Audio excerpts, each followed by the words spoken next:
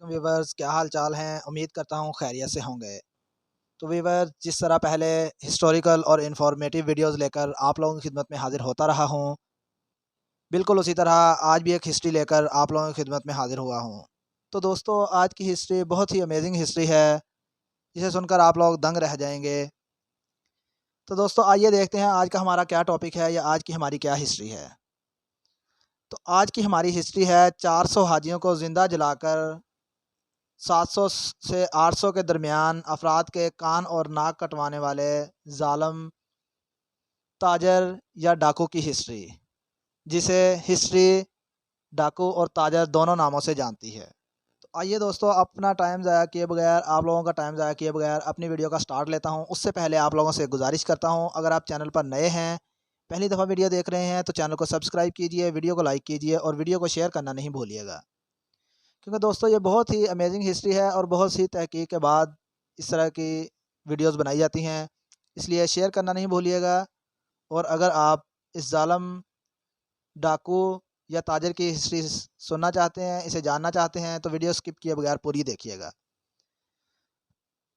تو دوستو، ویسے تو آپ نے ظلم کی بہت سی داستانیں سنی ہوں گی، لیکن ظلم کرتے ہوئے انسانوں کو زندہ جلانے اور ان کے ہاتھ، ناک، کان کٹوانے والے تاجر کے روپ میں چھپے اس ظالم ڈاکو کی ہسٹری کیا ہے، آئیے ہم آپ کو بتاتے ہیں۔ اس کے ساتھ ہی چینل گلوبل نیٹو میں ایک بار پھر سے خوش آمدید۔ یہ بات 1460 کی ہے، یعنی 1460 میں پیدا ہونے والے اس انسان، جس کو ہسٹری واسکو ڈی گاما کے نام سے جانتی ہے، بہت ہی ظالم انسان تھا۔ یہ اس وقت کی بات ہے جب پرتگالی کنگ نے ایک بحری بیڑا تیار کروایا اور اس میں تقریباً 10 سے 12 لوگ سوار تھے۔ یہ نئے سمندری راستے دریافت کرنے اور کامیابی کے سفر پر جانے والے تھے، اور اس وقت ہندوستانی بحری نیا راستہ تلاش کرنے والے یہ پہلے کیپٹن تھے جو اپنے سفر میں کامیابی کے بعد زندہ واپس بچائے تھے، کیونکہ اس غرض سے جانے والے لوگ یا تو طوفانی لہروں کی نظر ہو جاتے یا راستے بھول کر کسی اور ملک یا کسی اور طرف نکل جاتے۔ اس سفر میں واسکو ڈے گاما ہی وہ کیپٹن تھے جنہوں نے نیا راستہ یعنی یورپ سے ساؤتھ افریقہ کا چکر لگا کر ہندوستان کی طرف نیا بحری راستہ دریافت کیا، اور اسی چکر نے ہندوستان میں یورپی تجارت کو ایک نیا رخ دیا۔ یہ ایک بہت بڑا سفر تھا جس میں کئی پریشانیاں آئیں، جس میں سمندری بڑی لہروں، سمندری طوفانوں سے بھی سامنا ہوا۔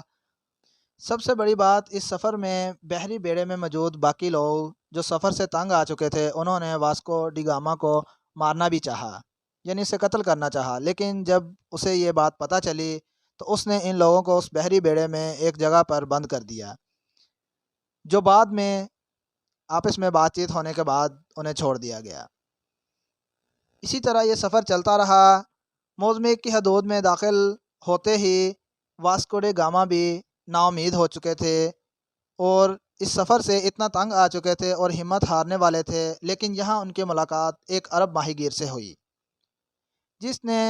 واسکو ڈی گاما کی بہت مدد کی۔ ان کی مدد سے واسکو ڈی گاما کولکٹ تک پہنچنے میں کامیاب ہوئے اور وہاں کے بادشاہ کو کافی سارے تحفے تحائف دیے، ان کی آؤ بھگت کی، اور اس کے بعد ان سے وہاں تجارت کے لیے سفارش کی۔ اتنا کچھ ہونے کے بعد وہاں کے بادشاہ نے بھی واسکو ڈی گاما کو تجارت کی اجازت دے دی،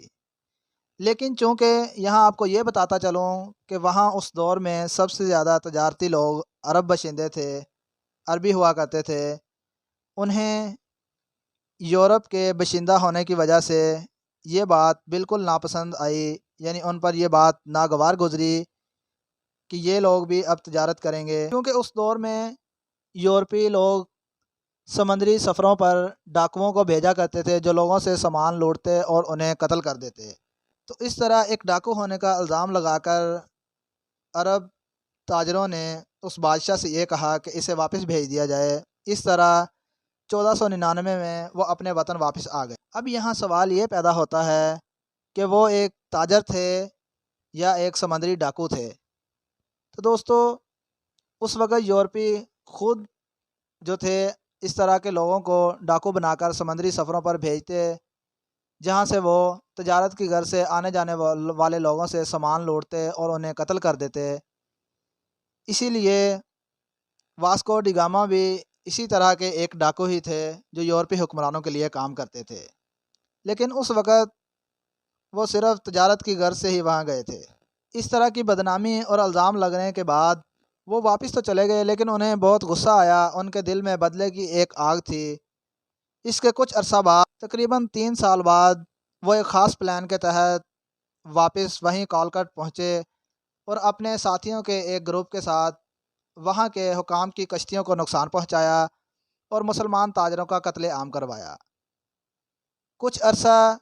یہی کچھ چلنے کے بعد پرتگالی لوگ اس ہندی سمندر پر قابض ہو گئے، اور اب جہاں سے واسکو ڈی گاما واپس گئے تھے اور جہاں سے انہیں تجارت کی اجازت بھی ملی تھی، لیکن وہ وہاں تجارت نہیں کر پائے، اب وہاں کے تجارتی مراکز پر قابض ہو چکے تھے۔ اس دوران ہی واسکو ڈی گاما نے ظلم کی انتہا کرتے ہوئے مسلمان حج سے واپس آنے والے ایک قافلے کے ایک جہاز کو بھی اسی طرح آگ لگوائی اور اس میں تمام لوگوں کو زندہ جلا دیا اور لوٹ مار کر کے ان سے سامان لے لیا گیا۔ اس بحری بیڑے میں بتایا جاتا ہے کہ تقریباً 400 لوگ تھے، اور مسلمانوں پر ظلم کی تاریخ رقم کی اور سزا کے طور پر کئی لوگوں کے کان اور ناک بھی کٹوائے، اور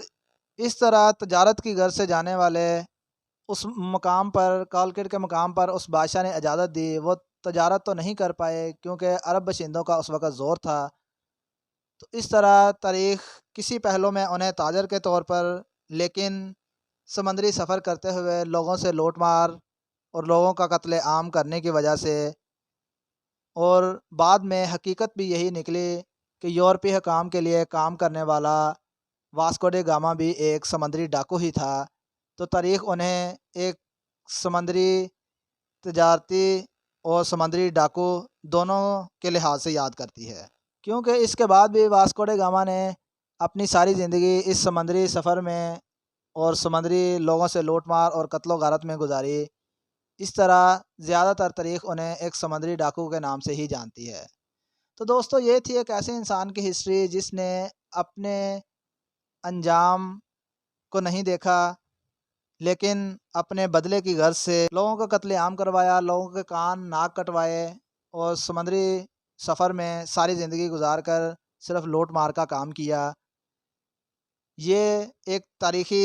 سمندری ڈاکو کے نام سے جانا جاتا ہے۔ تو دوستو، امید کرتا ہوں گلوبل نریٹو کی یہ ویڈیو آپ کو ضرور پسند آئی ہوگی۔ ویڈیو کیسی لگی کمنٹ سیکشن میں ضرور رائے دیجیے گا۔ اگلی ویڈیو آنے تک اجازت دیجیے، جلد ہی ضرور ملیں گے۔ اگلی ویڈیو آنے تک اپنا اور اپنے پیاروں کا خیال رکھیے گا۔ والسلام۔